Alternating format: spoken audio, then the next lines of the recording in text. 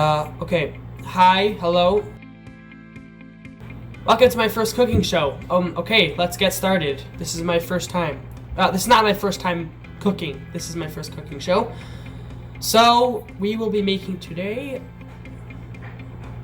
chocolate chip cookies. Okay, so the first thing you'll need is eggs. Now, it doesn't specify which eggs are needed.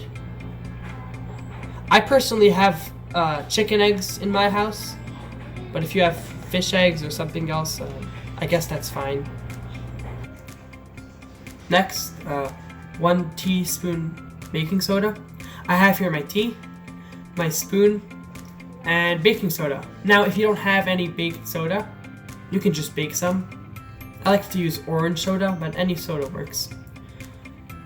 1 teaspoon baking powder. Baking powder?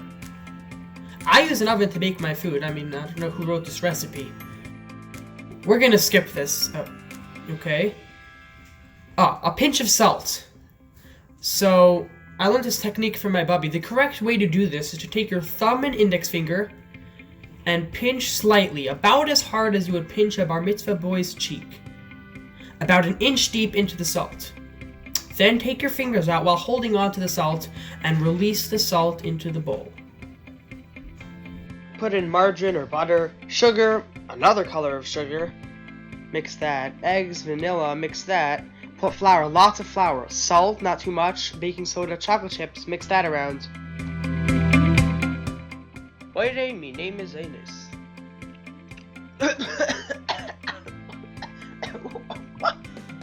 What could I possibly have done wrong with those cookies? Baking powder? I use an oven to bake my food. I don't know who wrote this recipe. We're gonna skip this. I see. I made a big mistake. I thought that only the big things count. And the little things, they don't make a difference. I see I was very wrong. That reminds me of something in this week's parsha. In this week's parsha, Bilam was hired to curse the Yidden, but instead he ends up praising them. He starts off saying, Ma tov oyedecha Yaakov mishkaneisecha Yisrael, which in this pasuk, Bilam was praising the tents of the Yidden instead of cursing them. The specialty of the tents, Rashi explains, is that the opening of the tents were not facing each other. This was for tznius, so no one could see into his neighbor's tent.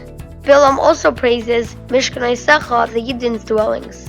Rashi explains that Mishkaneisecha, your dwellings, is referring to how the Yidden camped, each shevet separately. This was also done for tznius. We see that a small thing like the 10 openings not facing each other caused Bilam to bench the Yidden instead of cursing them, even though this is only a small detail in tznius.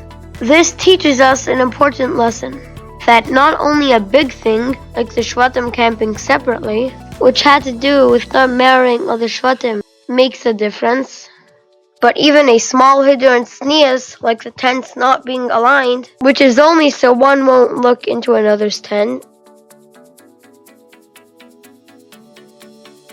has a very big impact, even causing a rasha not to curse the Yidden.